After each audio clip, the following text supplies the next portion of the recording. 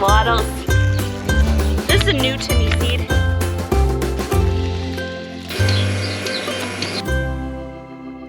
Hi guys, welcome back to Sage and Stone Homestead. My name is Heather. I figured it would be a good day to catch you up on the farm. This is the busiest time of the year. One of them. So springtime is really busy. Undeniably, harvest time is really busy. Kidding season is really busy. This is just a different kind of busy. It's like everything is kind of doing something, and so I wanted to catch you up on all the things, including baby goats, baby chickens, and of course the garden. Many of you know that we recently purchased a freeze dryer, and I am going to be running the freeze dryer today, and I thought it'd be cool to show you a before and after of freeze-dried pickles. So I have quite the collection inside my house of varying types of pickles. So I wanted to clear those out, mostly because I don't really enjoy the pickles that I've made in the last couple years. They're just kind of mushy and not really enjoyable to put on top of a burger or anything else. So I'm hoping to redeem these guys by freeze drying them. So if it works out the way I hope, I kind of hope that these are almost like fried pickles or deep fried pickles, if you've ever had those. Just a nice crunchy pickly kind of snack, almost like salt and vinegar chips. But if not, I think they would be still a really good tasty addition to something like a burger and not so mushy. So I have actually a couple different type of things that I've pickled. There's pickled tomatoes down here. These are cucumbers, and then I've got pickled okra on a tray as well. See, here's the okra, and I've pre-frozen these trays, so it should give the freeze dryer a little bit of a head start.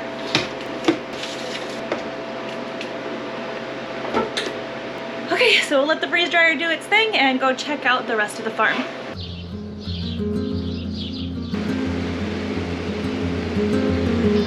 Hello.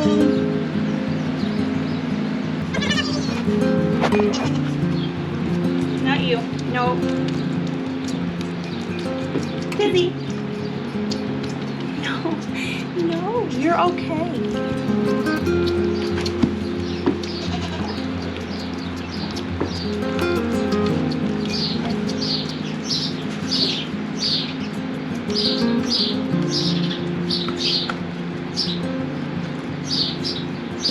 So I'm still bottle feeding some of Elpis's girls. I'm noticing that she used to have much more patience with them at the udder, and really right now she's only allowing them very short spurts of nursing, and it hasn't been enough to really keep them satiated and keep them growing. Now, you saw little Sunny there begging for a bottle. Sunny does not need a bottle, but if I were to offer her one, she would absolutely take it. And that's where I'm not sure that that's not what's happening with Elpis's babies. They very well could be nursing plenty when I'm not watching. And so in order to make sure what's going on, I've ordered a scale, a hanging scale with a little sling, so I can keep track of their weights. And this is not something that I normally do. Usually you can tell that a baby goat is getting plenty of food just based on how they're acting. Usually a very cheerful, jumpy, bouncy baby goat with a belly that you can feel is full and looks full is usually pretty good. Some of Elpis's babies were looking kind of skinny. They're just too skinny in my opinion, or they were, and so I started supplementing, and they are taking quite a lot of food. However, little Miss Tizzy really didn't take as much as I think she should have, which is probably a good sign. Is your mama letting you nurse? So she's not like clamoring for it like they were in the past. So their mama Elpis also had been dealing with our first real serious worm issue of the year. We've been feeding BioWorma and really have not seen basically any worm issues out of our girls this whole year. I really think that it's made a huge difference. But right after Elpis kidded, she did experience some scouring. She had a heavy worm load that was not handled by my go-to wormer, so I had to go up a level with a dewormer, and I think in that time she really was battling the worms instead of making milk, and so that was probably the issue. So we took care of mama's worm issues, and it looks like it may have solved her milk issue as well. Because yeah, they don't really want these bottles, which is perfect. Looks a lot like Tizzy, but it's not. This is Shindy. Shindy does want a bottle. Yeah. Here we go. Because I had originally planned to feed one bottle baby, our purchased in doeling Tori, I hadn't planned on feeding triplets. I am giving them a 50-50 mix of goat's milk and goat's milk replacer. Oh my gosh, pesky.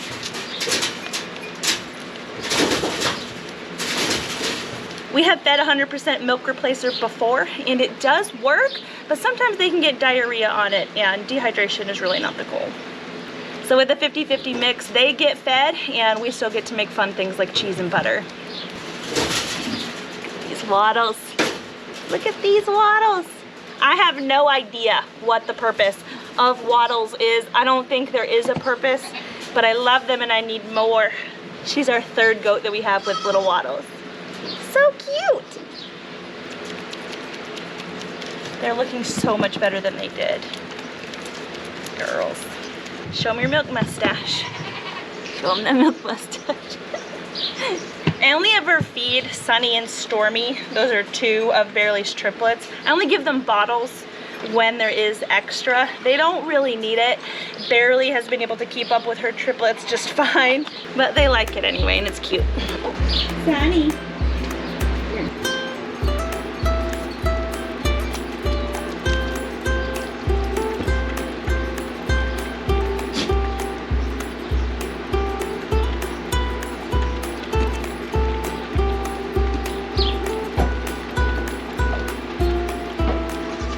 You'll notice here that Sunny has a little bit of yucky on her back end. I think she's got our first case of springtime coccidia, so I did treat her, and we are watching her closely, but she's handling it well.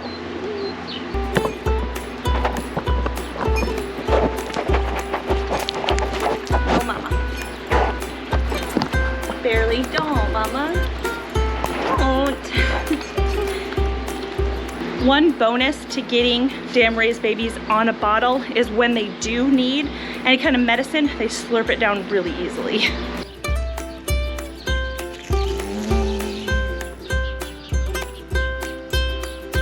So in my most recent garden tour, we actually harvested cabbage and we harvested some garlic. And when I harvest out of a space, it's not going to be empty the rest of the season. I like to fill it with something that's going to come to fruition pretty quickly. Now in our area, this time of year, we really can get away with a lot. I probably wouldn't want to start tomatoes or peppers from seed this time of year unless it was a variety that has a quick turnaround. But there's actually quite a lot that we can plant this time of year. I think our growing season is around 200 days. So cabbage here is a leaf crop. What we eat is this cabbage head, and it's basically just a big ball of leaves. And so because of that, cabbage is a nitrogen heavy crop. They take a lot of nitrogen out of the soil. So in considering that, when I harvest these cabbages out of this bed, I probably don't want to put something in that is going to need a ton of nitrogen because the cabbage has already taken a lot of that up, and I won't be amending this bed with compost until the fall time. So I could plant a root crop. Root crops generally don't need a whole ton of nitrogen to do well, but also it's a hot time of year, and so I don't want to do that. So what I'm going to be focusing on is a fruit crop, and believe it or not, beans are a fruit crop. So beans are a really good thing to come behind heavy feeding crops and place in the soil. They don't need a lot of nutrition in and of themselves to do well, and they can actually put a lot of nutrition back into the bed.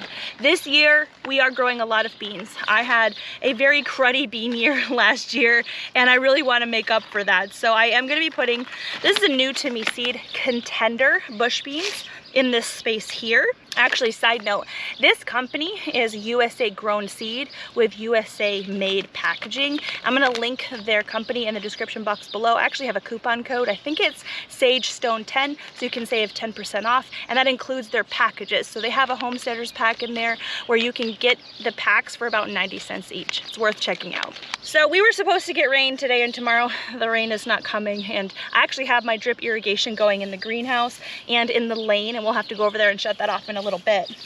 But I do plan to run my sprinklers here in this space tomorrow.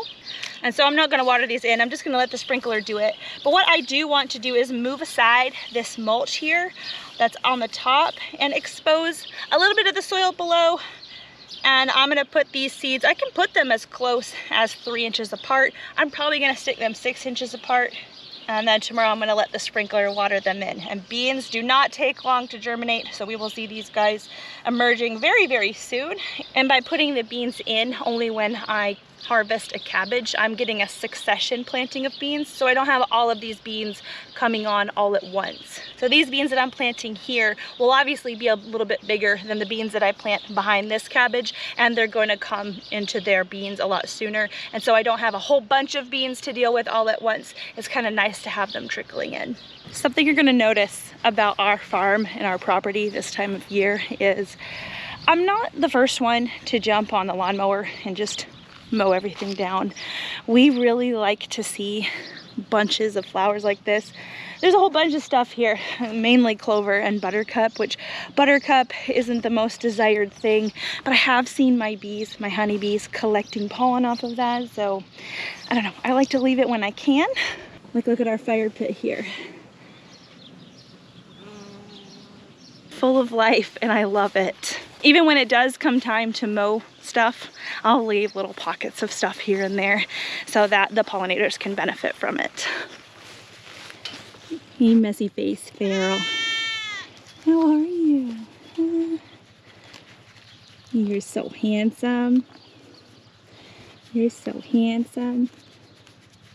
As an example, I have a few different fruit and nut trees in the back of our property here, and I mow back here just a little bit in order to keep, you know, the brand new baby trees up above the grass level so they can see the sun. But when I was mowing, I saw this big patch of red clover. See? Beautiful bee. Huge. Yeah, we do have a few fruit trees in the back here. This is a cherry tree. The top part of it died last year, but it's come back from the root, so we're going to let it. This here is a hazelnut. There's another hazelnut here, and another cherry tree. So that hydrant that I just shut off is responsible for watering the lane here. Our lovely lane of vining things is really starting to take off, so we're getting some true leaves here on these little seedlings. Look at that. That's probably some kind of squash.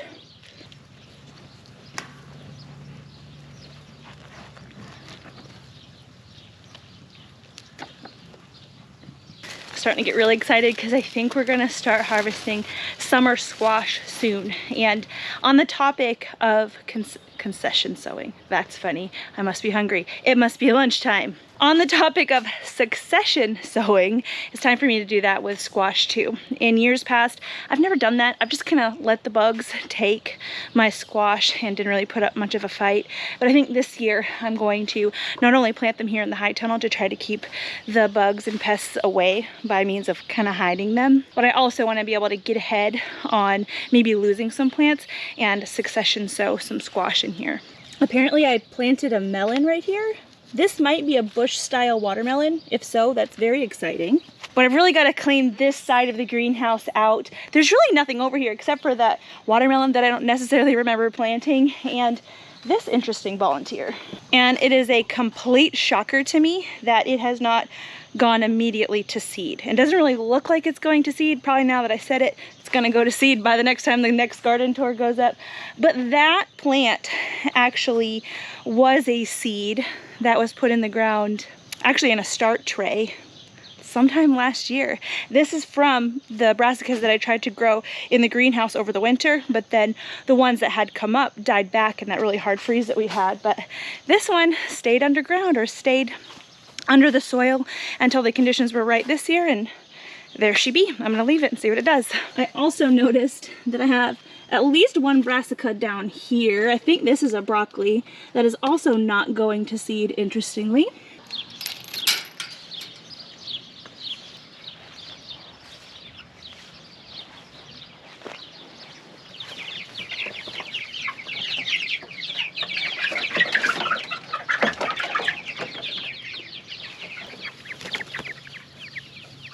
So our new chickies are not as small as they once were. A few of you might remember that we brooded them in our shower inside our house before we put them outside in our shed brooder, and they have officially graduated into the outdoors. Earlier in the year, we actually bisected our chicken run to make this back portion a space for goats. So this is actually a goat shelter, not a chicken shelter, but it happens to be working out really well in order to introduce our new chicks into the big flock without having to have them get kind of beat up. So our current flock of girls is actually just over here on the other side of this 4x4 wire. And so some of the chicks will probably be able to get through there, but that's fine. The bigger girls can't.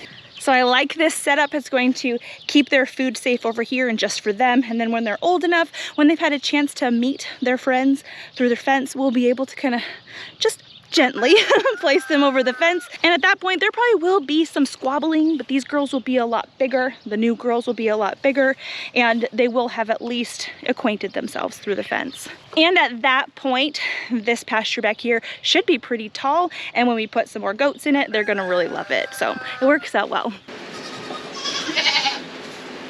So this is the first time that I've actually separated Elpis's kids away from her for any length of time. They were put in a kidding stall with the rest of the babies around 10 p.m. last night, and it's about 7 a.m. so it hasn't even been 12 hours. And clearly Elpis's udder is good and full, so this makes me feel really good about the fact that they likely are getting plenty of milk from her.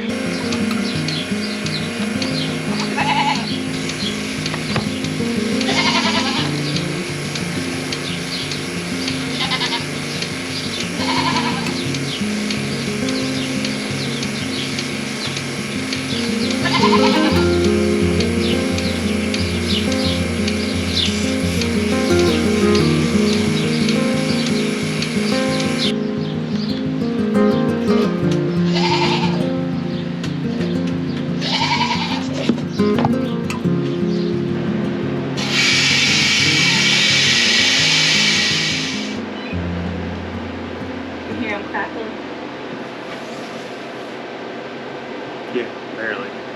So 30 hours later, and our pickles are done. I'm a little bit terrified because they kind of turned white. These particular pickles were made with Armenian white cucumbers, which is part of the reason they didn't do well canned. So we're gonna try them freeze-dried.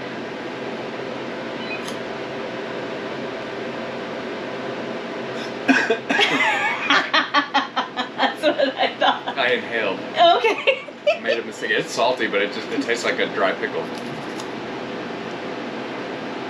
Holy moly! It would be good in egg salad or Someone had also said potato salad. potato salad on a hot dog. Mm-hmm. Really, just like it is smushed into the ketchup on a hamburger. Yay. This is going to work out exactly as I hoped. These are actually better than the canned version, which is what I was hoping for. I'm a little scared that the okra is going to fall apart. Ooh. It's staying together. Yeah, I don't want. I happen to like pickled okra.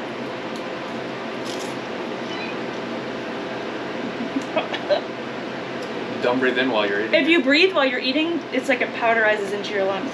Probably not a good thing.